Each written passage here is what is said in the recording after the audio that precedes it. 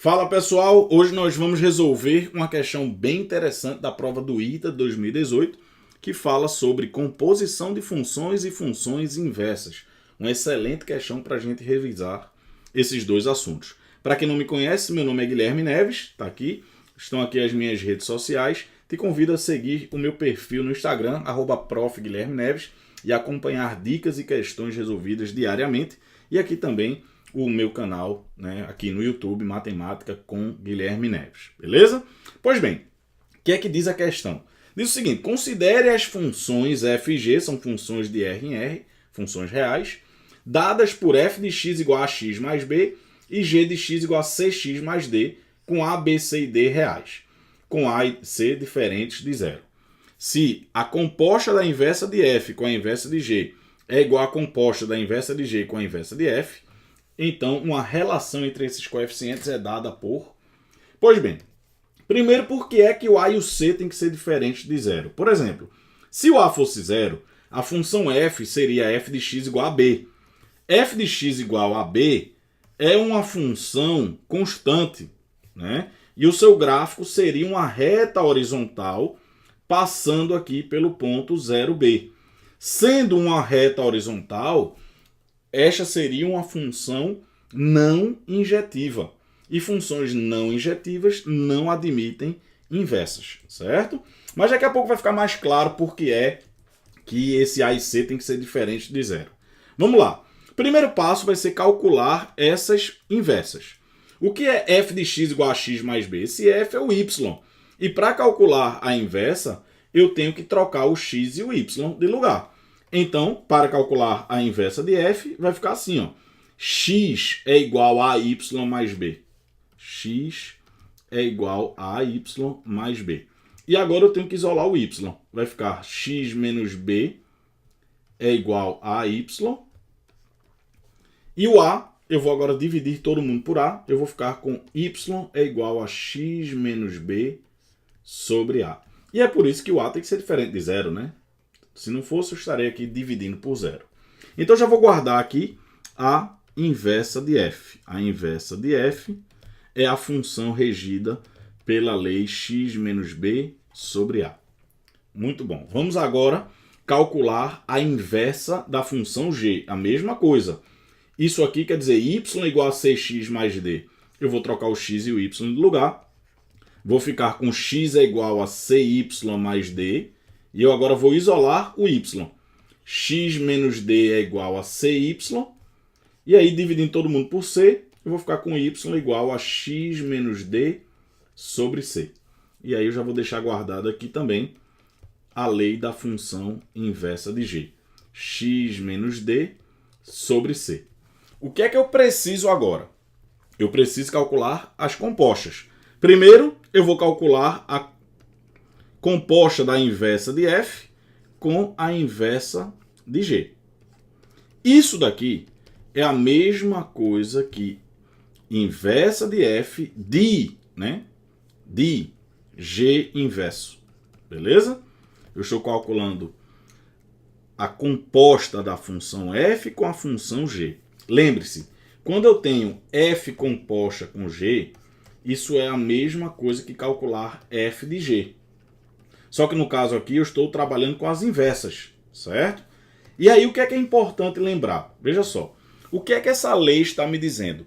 Que se eu quiser substituir o x por alguma coisa, é só vir aqui no lugar de x e colocar. Por exemplo, quem é a inversa de f no ponto 2, no ponto x igual a 2? É só substituir o x por 2. Se no lugar de x eu quiser colocar 5, é só substituir o x aqui por 5. Se eu quiser colocar aqui menos 47, é só colocar no lugar de x, menos 47. O que é que eu estou fazendo aqui? Eu estou substituindo esse x pela inversa de g. Então, aqui onde tem x, eu vou colocar o quê? A inversa de g. Então, vai ficar a inversa de g menos b sobre a. Observe que eu fui lá na função inversa de f e substituí o x. Aqui no meio estava x. Eu substituí o x pela inversa de g. Então, onde tinha x, eu coloquei a inversa de g. Inversa de g menos b sobre a.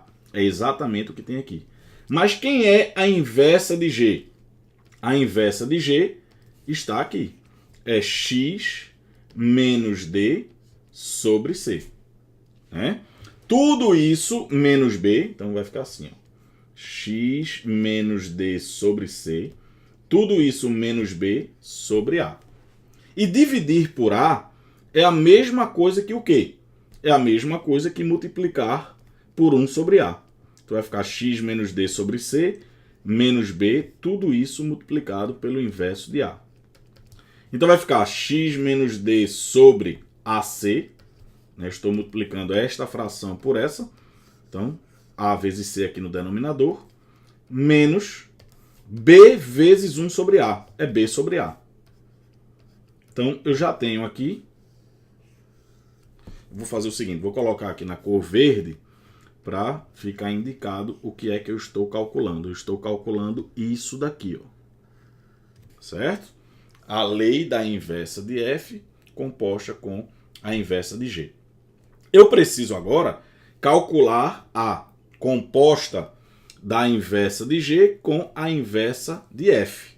Certo? É isso que eu vou fazer agora. Só vou deixar aqui anotado mais uma vez as leis para poder ficar facilitado, né?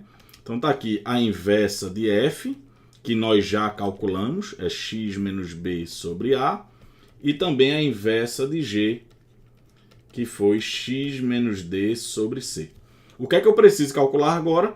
A composta da inversa de G com a inversa de F. Isso aqui é a mesma coisa que isso daqui. São apenas duas maneiras de escrever, né, a mesma coisa, a função composta. E como é que eu calculo G inverso de alguma coisa? É só substituir o x aqui por essa coisa. Se eu quisesse colocar 5 aqui, no lugar de x, eu colocaria 5.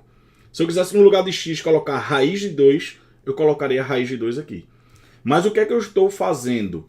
Eu estou substituindo o x pela inversa de f.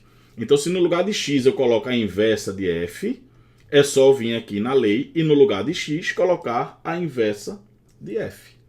É como se tivesse assim, ó. Tá aqui, ó.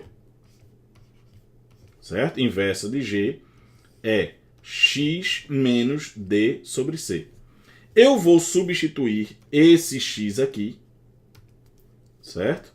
Pela inversa de f. Então você vem aqui e coloca a inversa de f. É justamente isso que eu estou fazendo. Então vai ficar a inversa de f menos D sobre C. Certo? Ficou claro? Bom, e agora o que é que eu vou fazer? Eu vou substituir a inversa de f pela lei que foi encontrada. Né? Então vai ficar igual o quê? Vamos lá. Quem é a inversa de f? É x menos b sobre a. Menos d, tudo isso sobre c. E dividir por c é a mesma coisa que multiplicar pelo inverso de c. Então vai ficar x menos b sobre AC menos D sobre C. Certo? Isso aqui em vermelho é justamente a composta da inversa de G com a inversa de F. E agora eu vou igualar, né? Eu vou igualar o verdinho, vou igualar esse verdinho com o vermelhinho.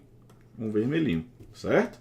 O verdinho, que está lá no outro slide, é dado por x menos D sobre AC menos B sobre A, certo?